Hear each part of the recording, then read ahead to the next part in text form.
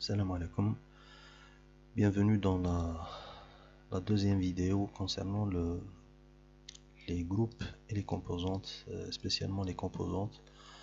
Donc on va essayer de voir quelques caractéristiques qui nous permettent de modéliser bien sûr des composantes assez intéressantes. Donc on a vu quelques options bien sûr dans le tableau de création d'une composante.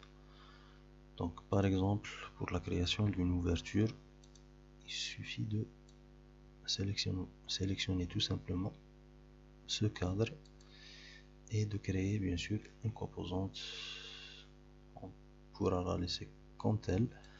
Donc on a dit qu'il fallait toujours activer l'option Glue to Any bien sûr pour que notre composante se colle sur n'importe quelle face, horizontale, verticale ou inclinée. Ici on utilise aussi l'option Cut Opening ou création d'ouverture, et pour le moment on n'a pas besoin de l'option Set Component Access.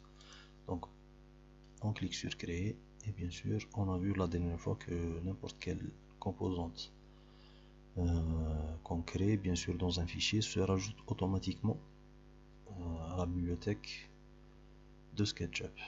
Donc les composantes et non les groupes.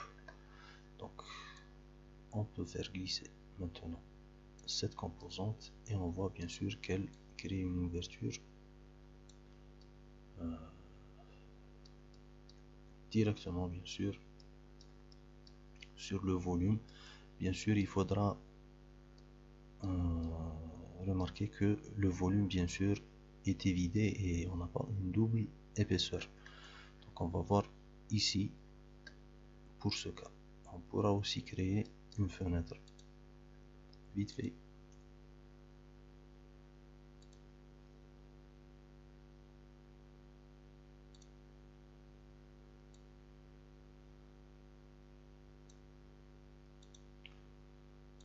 Donc là par exemple,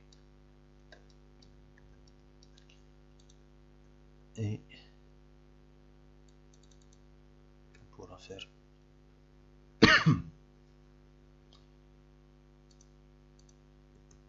une copie de cette composante et on affectera juste le matériau vert bien sûr pour qu'il soit transparent. Donc maintenant on va créer deux composantes, fenêtre 1, cut open. Donc là on ne va pas changer les axes, on clique sur créer et la même chose pour la deuxième composante, fenêtre 2, on va juste changer bien sûr l'axe. Il suffit de déterminer le point de départ, l'axe rouge et l'axe vert. L'axe bleu se détermine automatiquement. Utilisez bien sûr l'option Cut Opening. On clique sur créer et on va bien sûr maintenant appliquer les deux composantes pour voir la différence entre les deux. Donc là on va juste changer la couleur du cadre pour qu'elle soit différente du mur. Donc voilà, on a changé juste la couleur des cadres. Donc maintenant on va appliquer la première fenêtre, voilà ici.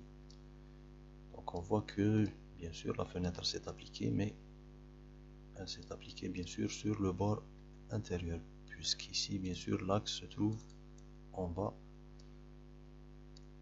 de la fenêtre. Bien sûr là elle est horizontale, donc automatiquement là elle devient verticale. On insère aussi la deuxième fenêtre.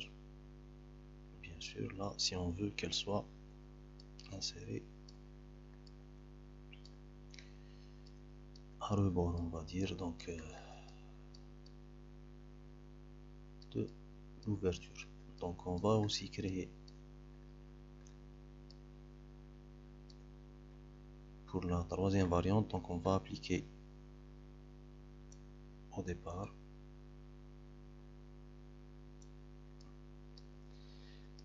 Et donc on peut remarquer que là où il y a une double épaisseur, donc d'ailleurs on peut même appliquer le cadre simple, donc on peut voir qu'il crée une ouverture sur la première face et non pas sur la deuxième face. Donc on peut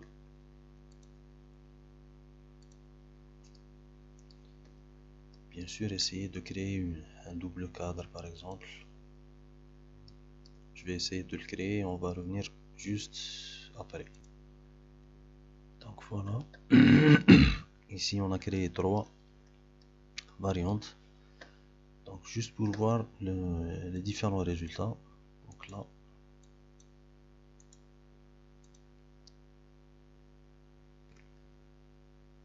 c'est un.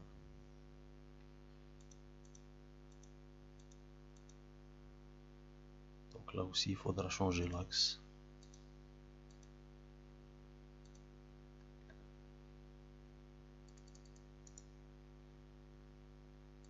La même chose pour la deuxième composante, C2.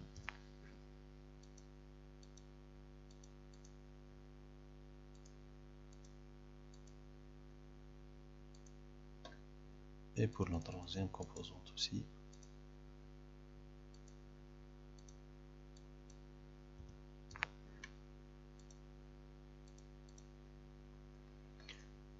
Donc là c'est clair qu'il faut toujours choisir l'axe de telle manière que l'ouverture soit à 30 cm de la paroi. Et on clique sur créer. Maintenant on va essayer d'insérer les 3 composantes. Donc pour C1,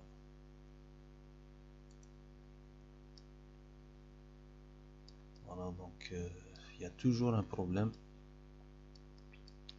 avec la dernière face. Donc il y a toujours une face qui est créée et qui est bien sûr la face intérieure du mur. On va insérer la deuxième face, la deuxième composante. La même chose, la différence entre la première et la deuxième, c'est que la deuxième, bien sûr, on a nos parois qui sont recréées. Et pour la troisième,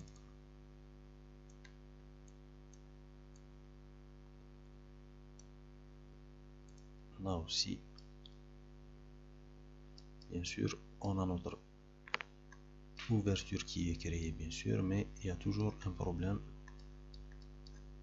À moi de supprimer la face intérieure, bien sûr, pour avoir cette transparence, mais en tous les cas, c'est assez problématique. Donc, l'une des manières, bien sûr, à suivre, c'est bien sûr de créer la composante, plutôt le mur, grâce à les outils, bien sûr, de dessin, et de faire une extrusion, bien sûr, négative. Sinon, il y a aussi des plugins. Et bien sûr, avant cela, on va placer, bien sûr, notre ouverture. Donc, vous allez créer votre ouverture. Bien sûr, vous saurez les dimensions qu'elle aura. Donc, faire l'ouverture avant et bien sûr placer ensuite la composante. Sinon, il y a aussi des plugins, on va dire, qui vous aideront à placer directement ou de créer directement une ouverture. Donc, on va essayer de voir par la suite quelques-uns de ces plugins et de voir donc bien sûr la manière la plus facile, c'est comme on a dit, de créer votre ouverture, de faire une soustraction négative et de placer votre ouverture. Donc c'est aussi simple que ça. Maintenant concernant la position de l'axe d'insertion, donc on va essayer de créer une petite composante, par exemple.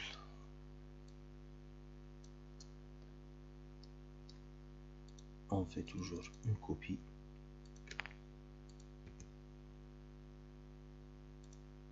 pour voir un peu l'incidence bien sûr du choix de l'axe. Donc on va cliquer un triple clic sur le premier tube et on va créer cette composante. Donc tube 1, bien sûr. Bon, on va pas forcément, mais en tous les cas on n'en a pas besoin pour le moment, donc c'est juste pour voir un peu le positionnement de l'axe. Donc on crée le deuxième point. Donc on a vu ici que le premier point, bien sûr, l'axe il est à l'extérieur, puisque bien sûr il essaie d'englober la géométrie, le tube dans une géométrie plus simple. Sinon pour le deuxième tube, donc, mes components, tube 2, et maintenant on va changer. Bien sûr il faudra choisir d'une manière judicieuse. Là on va choisir le centre, l'axe rouge et l'axe vert. Donc et on crée notre composante. Donc maintenant tout simplement, si on va essayer de positionner par exemple notre composante sur le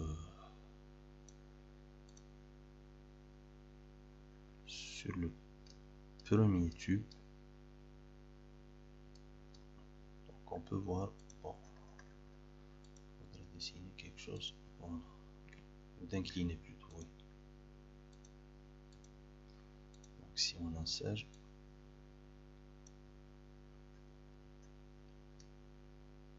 on peut voir bien sûr si on veut que notre objet soit placé exactement sur la ligne,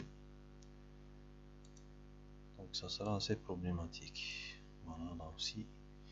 Mais pour le deuxième tube, bien sûr, donc le point d'insertion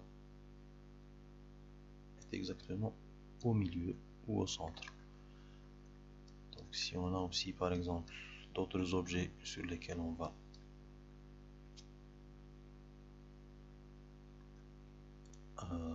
comme par exemple une sphère, on va essayer de créer une sphère rapidement.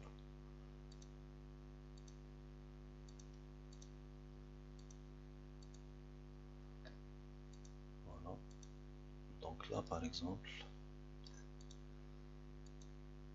si on essaye de placer notre composante sur l'une des intersections, donc on peut voir que bien sûr l'objet est placé selon l'axe choisi, alors que pour le deuxième tube, donc il n'y a aucun problème. Donc, notre composante vient se placer directement sur le point qu'on a choisi. Voilà, donc c'est juste pour vous dire de bien choisir vos axes et de vos composantes. Comme ça, bien sûr, pour les points d'insertion, vous n'aurez pas de problème. Donc, je crois que on a fait le tour concernant les composantes. Bien sûr, si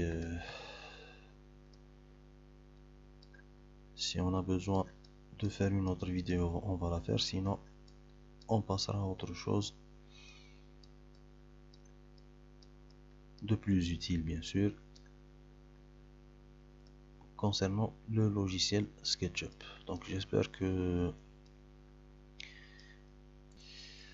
ces deux vidéos vous seront utiles, bien sûr, pour la création de composantes. Et bien sûr, sinon on peut ramener directement, bien sûr, des composantes à partir de d'autres fichiers, ou bien sûr à partir de la banque de données. On a vu par exemple ici 3D Warehouse. On peut avoir bien sûr des projets complets, comme on peut avoir aussi des composantes. Donc vous pourrez les rajouter à votre bibliothèque à n'importe quel moment.